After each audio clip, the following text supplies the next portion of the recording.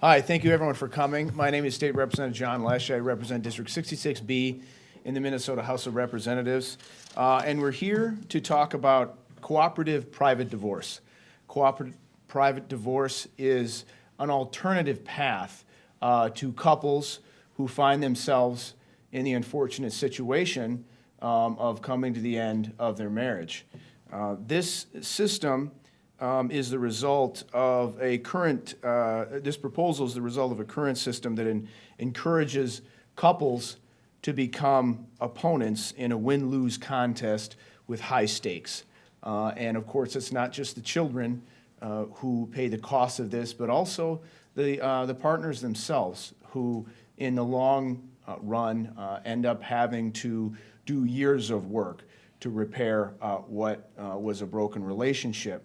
But which they need to use to cooperatively raise a child and become good examples for their kids so that their kids can have healthy, productive lives as well.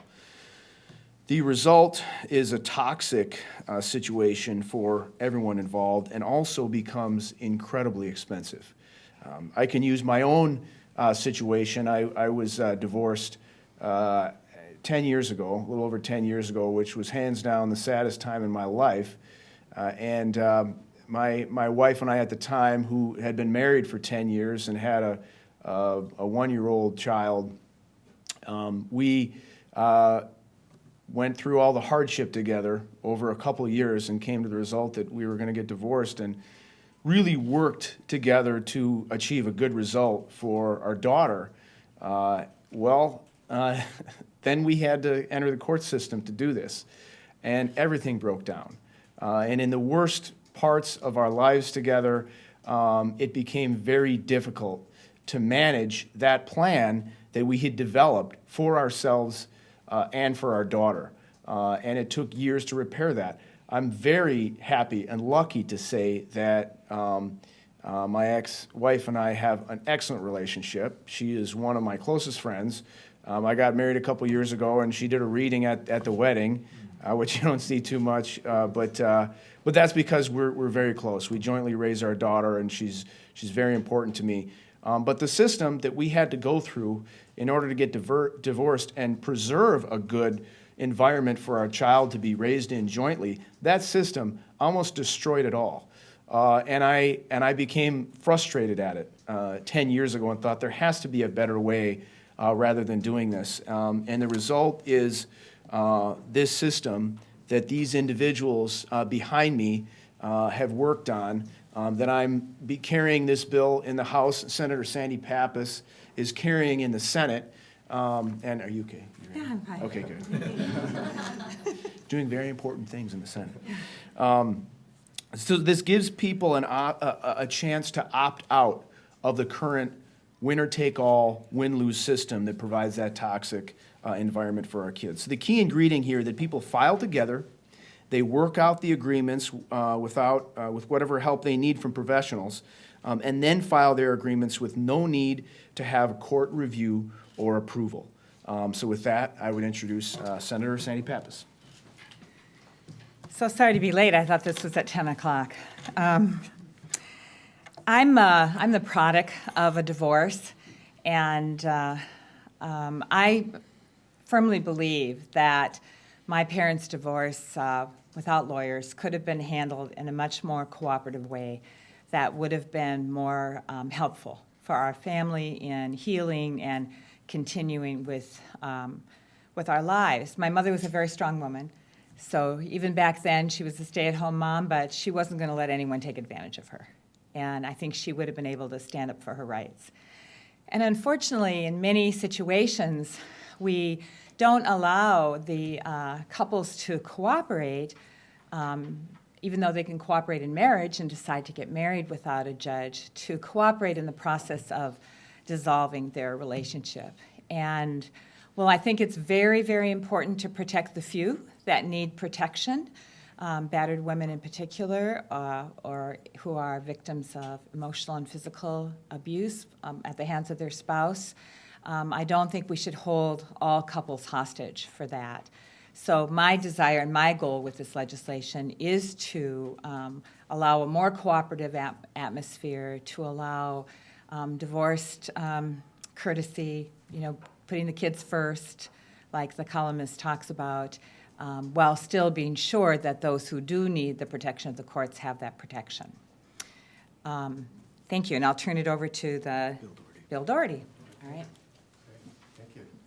All right, my name is Bill Doherty. I'm a professor of family social science at the University of Minnesota, direct the Minnesota Couples on the Brink Project. I'm a long-term marriage and family therapist. I've worked with many couples both to heal their marriages and also to constructively end them. And I'm surrounded by folks who have been working with me and others to put together a cooperative private divorce, which is two things. It's both a logical extension of important work that has gone on, including in the state of Minnesota, to try to take the fight out of divorce and make it more collaborative and cooperative. Our state has been in the lead in this. So it's a logical extension, and it's also a radical reform. My reading about the history of divorce reform suggests that this is the biggest change we're proposing since no-fault divorce came along 45 years ago. The current placement of divorce only within the court, with divorce being a court order, is an artifact of history in which divorce was only awarded because somebody was at fault. Somebody messed up, and then you needed either a church court or later on a civil court to determine who was at fault and then who deserved to get a divorce. We have moved past that day, and we are in the no-fault divorce era, but we still put all divorces through the court system. If you're ending a business, you can decide to end the business and form your own contract to end the business. You don't have to get a court order to end your business. So we have then an artifact system of history that we think should be available, will be available under this system for people who need that. But we're creating a cooperative private divorce track outside of the courts, administered through a separate state agency as a voluntary alternative to court-based divorce. It briefly begins with this would all be online, an online orientation that describes who this is for, and it's for people who believe they can cooperate and trust each other. As Senator Pappas said, it's not for folks who feel that they could be taken advantage of in this system. The spouses submit an intent to divorce form to the state agency. All the records are kept private. They may then choose to hire advocates, advisors, anybody who they can help them, just like we hire tax advisors. Anybody can help them in this process, which for some people is, of course, quite complex. And they then develop their own agreements in their own language that makes sense to them, again, using any help that they choose to take advantage of. They form their own agreements in their own language, and after a 90-day waiting period, they submit those agreements, and these agreements then become their divorce agreement, which then become their own contract, which could be enforced by the court later on. And there is another key thing in this, is there is no judge at the end of the day saying, this is okay or this is not okay. So it takes place completely outside of the courts, just as you would say in ending a private business. No third-party review, judicial approval. Then they receive a certificate of divorce. They can go back in the future anytime they want and retrieve their documents and modify them at their own discretion. They can choose how much detail to put in and how much to let for the future. So it is up to them and their advisors how they do this, as opposed to the current system where ultimately, since it takes place in the court, then a judge has to agree on and has to sign off on that court order that they are divorced. So those are the elements of it. And I want to emphasize there's two things. There's the various technical aspects of this that we've consulted far and wide and will continue to be attuned and improved. And there's also this cultural level that we really heard from our representatives here, that we want to have an alternative to the court-based system in order to say to the public, to one another, that divorce does not have to be a contest where two people hire separate agents of their own individual interest, and ultimately either fight it out in court or avoid court, but still do a battle and a contest. This can be cooperative, this can be private. So that's the kind of cultural change we're interested in, as well as the legal change. So that's the overview. And we're going to hear briefly now from two people who are going to tell us about their own experience. And the first is Susan Carpenter. Hi. Oh, sure. Yep, is that good? Okay. My name is Susan Carpenter, and it's SusanCarpenter. And I went through a lengthy divorce process, and I'm now a mediator and a conflict coach. And when my husband and I decided to divorce, we sat down privately and discussed how best to move forward. We had agreements on custody, parenting time, child support, our debts, and the house. And we were both very relieved. Once attorneys got involved, my husband was advised not to pay any bills or child support until court ordered to do so. And my lawyer's response was not to agree to a parenting time plan without a court order either. 8 years of hostility followed. Motions, hearings, court orders, custody, all the legal terms are very scary things, and so you listen to your lawyer. And it's easy to forget about doing the right thing. The right thing to do comes from your heart and not laws when it comes to your children. I've been involved with cooperative private divorce because I don't believe people should have to sue each other to end their marriage. I don't believe that families belong in court. I've seen the court system bring out the worst in people in my own divorce and also for my clients. Current divorce is an adversarial process. Lawyers don't always fight for what their clients need, but rather what they believe a judge will award. Court dates and deadlines push people into decisions that they're not always ready to make, and if played to a judge, everything goes negative. Your opponent has to look bad so you look good. Parents can get stuck in negative thinking and start to see only the bad in the other parent. This all leads to unworkable court orders that people never wanted in the first place. Communication shuts down because everything you say is used against you. That is a horrible start for parents who have to share their children after divorce. I believe it's time to move people out of the negative spiral of court divorce and allow them to divorce in a more positive way with the help of people they choose. Maybe a pastor, financial planner, a mediator, and they may choose to hire lawyers, but skip the deadlines and court dates that come with that. People should have the freedom to choose. My family did get out of the court system, and once we did, parenting time was very flexible, and financial matters were handled realistically. We learned to work cooperatively only after the court was gone. My former spouse and I are not good friends, but the fighting stopped, and we know when to communicate about the children. Cooperative private divorce will change the way the public and the legal community think about divorce and take private family matters in a new direction outside of the courtroom. Thank you. Thank you, Susan. Thanks, Susan. So we'll also hear briefly from Vicki Hill Rickey. So it's V-I-C-K-I, I'll save you this, H-I-L-L, and R-I-C-K-E-Y. Good morning. I was in an unhappy marriage, and I hired an attorney. Therefore, my husband had to hire an attorney. So unhappy went from unhappy to adversarial to ugly to feeling like I was a caged animal in a wolf in a cage that I couldn't find my way out of. The attorney that I hired was not respectful.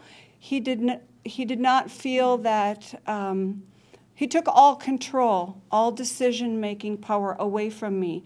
He wanted to do everything his way, and I felt disrespected. I felt as though I didn't matter.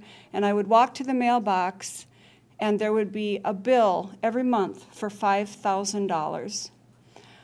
Well, finally, I realized I could not afford to keep on paying $5,000 a month in attorney fees, so I just didn't contact the attorney any longer. About 2 months later, I received a letter in the mail from the firm, and they dropped my case mainly because there hadn't been any action, and we couldn't agree on anything. So I was at ground zero. I needed to start over. I did some research, and I landed at Erickson Mediation, a mediation practice that has been doing mediation for 38 years in the Twin Cities area. The feeling that I had the day that I walked into Erickson Mediation was very different than how I felt at a downtown law firm. I walked in, I felt it calming, I felt respected, I felt like I mattered. At no point in the, I think, 13 months mediation process was I ever none of my ideas were ever looked down upon. Any little idea that I had, we would talk about, we would mutually agree on how to parent, how to do insurance, how to divide assets. I had a rather complicated divorce, and it took some out-of-the-box thinking as well as creative thinking in order to come up with a way to reach a mutually accepted agreement. I need to just finish up here with saying that I truly believe in cooperative private divorce. It provides unhappy couples with an option to use a friendly, creative process to prevent adversarial futures. You decrease the amount of money that you are going to spend on a divorce. You decrease the family discord, and you have the chance of being a friend with your spouse after the divorce is over. Thank you very much. Thank you. Okay, so now we have time for questions, and I'll decide who's going to field them. Yes. What's the opposition to this? What's the downside of this? There's a couple of concerns that have been raised. One is that if you don't ultimately have a judge reviewing decisions, people might make agreements that are confusing, vague, that they could regret. A second is, what about people, particularly women, who might get talked into doing the cooperative private divorce route, and it's not in their best interest? And we have responses to those, but those are two ones that have been raised. And that's what I would like to hear. I mean, isn't the purpose of requiring a judge's sign out to make sure that no one is taken advantage of? I mean, are the courts really the problem here? It would seem that sort of adversarial attorneys fighting is the problem more than the actual system itself. Well, in our view, and others may want to comment, when we put divorce in the court, it's like when you criminalize marijuana, it's in the criminal justice system. Okay, so a lot flows from that. So once we say that a divorce takes a court order signed by a judge, then we are now in a system where experts in adversarial work are going to hold sway. The judges also are looking at whether people are following the particular rules and norms and standards of the family law. So a lot of people do what's called pro se, or they file on their own, and they often get feedback that they didn't dot all the I's and cross all the T's. And so then people are going to want to hire somebody who knows the rules of that system. And courts are inherently an adversarial system. That's how we set up. You have two people who are in legal action, and a judge is supposed to arbitrate that. So we think that the adversarial nature is baked into court-based divorce. And, I can say this to Abby. The one thing, if I was going to oppose this bill, speaking as a devil's advocate, I would say the one thing that forcing this into an adversarial arena like the courts does is it screens all of the cases. There's no question, we all agree, there's a certain percentage of dissolutions that have to go through the courts, absolutely. And what the current system does is it screens all of them and forces all of them through a certain number of hoops to ensure that it's not, it is or isn't one of those cases that must be dealt with by attorneys engaging in adversarial tactics and judges ultimately being the arbitrator on that. So the preliminary form would sort of gauge whether this can be done in or out of the courts? That's correct. Okay. And there is always the option too. So I'll use my example. Like, we had to go through the adversarial system. It took a lot of work to maintain it cooperatively. There are still some things that I, having ultimately, despite the system, engaged in a cooperative process, it made it much more difficult for me. But there are still some regrets that I have. I wish I could have honestly gotten a little bit more time with my daughter. Okay, but in retrospect, I'm not challenging that because I cooperated with my ex-wife to get that, and it's very important to her. And my ongoing relationship with my ex-wife and how I demonstrate that to my daughter is more important to me than nitpicking around the edges. If you have a judge come down, if you have lawyers fighting over it, and then a judge will come down and renders a decision, you're always going to be bucking that decision. If it's cooperative, that agreement lasts much longer. Even if it does sort of fit the threshold to go through this cooperative divorce, is there a final sign-off to make sure everything's on the up and up? And isn't that disconcerting? So if you have a final sign-off, it's a court-based divorce. And so you can have it both ways, because if the judge, ultimately then it becomes a court order, or it's meaningless. In other words, if it's just a routine sign-off. But if you get the agreement, like Abby's saying, say you do the process of not in court, but then one person doesn't hold up their end. It's all enforceable. These agreements are all enforceable by a court.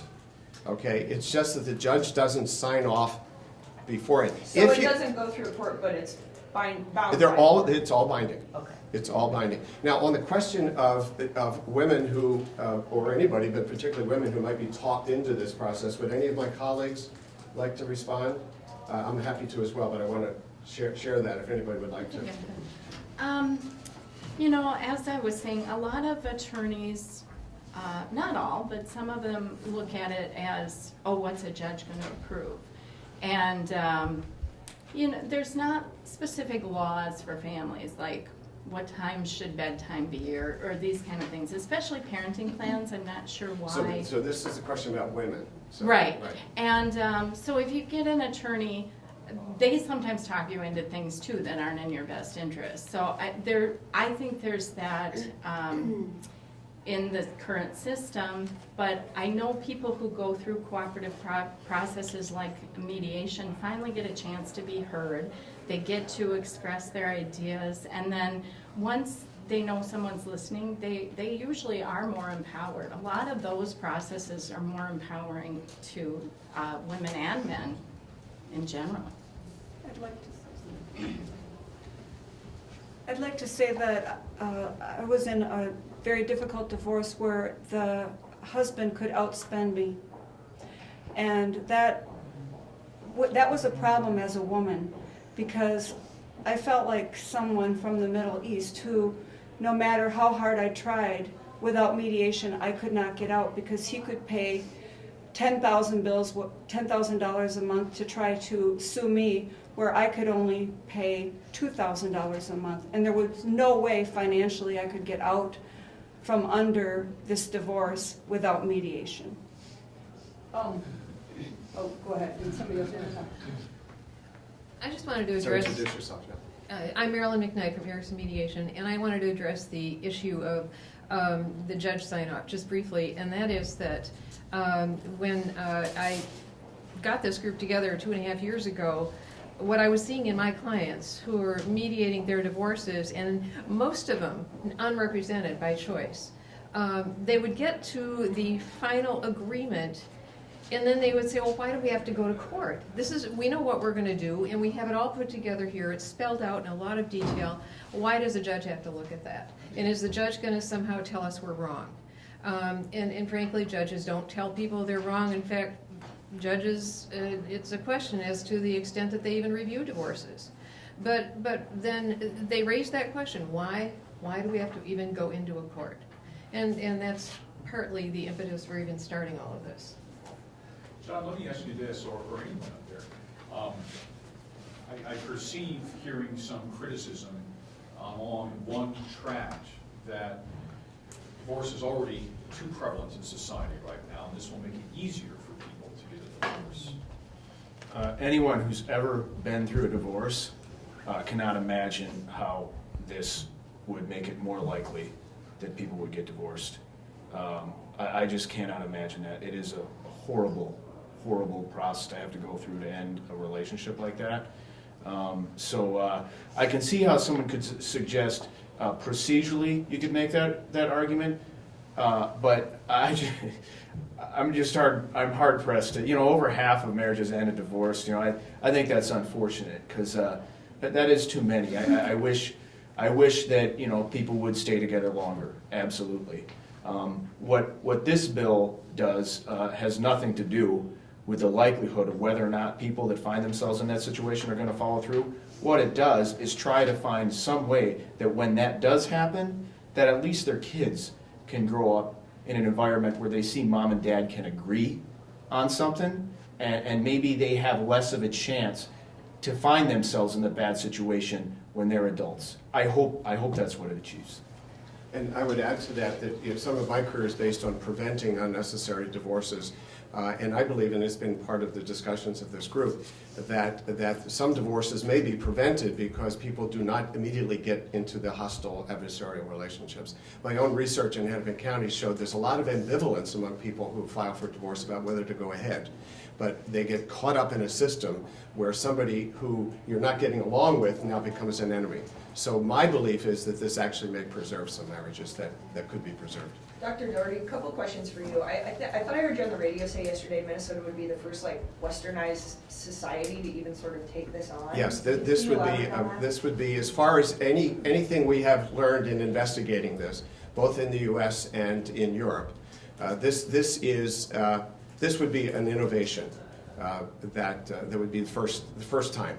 Australia allows people for child custody issues to be outside the court. They can work out their private agreement, but everything else has to be done through the court. So this would be an original. Okay, with that then, without a model, do you guys have a projected cost? And secondly, for Representative Lesh and Senator Pappas, do you guys have any support in the legislature realistically? Do you think this could pass this session? So Andy, do you want to take the cost issue on first? Andy Dawkins, former legislator. I've been part of this group for a long time. I was the author of parenting plans back in the 1990s, in fact. I remember everyone saying the sky was going to fall if we went to parenting plans, and then I became a child support magistrate in Hennepin County, and all those judges that were opposing me when I was trying to get it passed would come up and say, God, turn out to be a great idea, Andy. And I'm on this one too the same way. I think that the fiscal cost of this is going to pan out as a savings to the state. There are going to be less divorces in the court system, and there's going to be less need for having judges. I believe that the filing fee that we're going to end up paying to pay for this system to be put in place, to have the IT apparatus, the computer network to be able to go and do this and file it in, is going to be much cheaper than the court system. And so the filing fee to get a cooperative private divorce will be less than the filing fee in the other system. So I think that's the answer. Do you have a projected cost for that, though, getting that system set up? No, we're going to look at this bill as a group, and I'm going to defer to the legislators on how fast we can move it forward to a vote. But now that we've got this vetted, I think we're going to hear from tons of people. Legislators are going to hear from their constituents that they want us to pursue this. And so that kind of research will be put to it, and whether it comes to a vote this session or whether it gets vetted further over the summer, that's going to be up to the legislators. John and I are not going to ask for a hearing on this bill this year. We just want to begin a discussion, and we hope over the summer and the fall to be part of groups that are talking about this. Since it's such a massive change in family law, we do need to make sure we get really good input from all the different stakeholders. So I would like to note that historically, family law bills in the legislature have broken down into people separated into two camps, ironically much like what happens in the current divorce system. We're talking about things and then you bring up a family law bill and people stratify immediately. However, over the course of the past couple of years, there have been a select group of legislators that have worked really hard to arrive at agreement on several family law bills. So the tenor of the legislature, as it stands right now, is very different. We're in a different time. So I think people are willing to talk about innovative ways to reduce the burden on families when it comes to dissolutions that they hadn't before. I think the time is ripe to have this conversation, and I think that's why the people behind me that have done this work are finding fertile ground among the legislators with whom they speak. Dr. Doherty, you and I talked about this a little beforehand. How important is this to protecting children in the process? Like, what are the ramifications if it's contentious in a battle versus if it's cooperative in terms of what it Well, is? the research is really clear that parental conflict and putting children in the middle of the conflict is the most harmful thing that happens to children in divorce.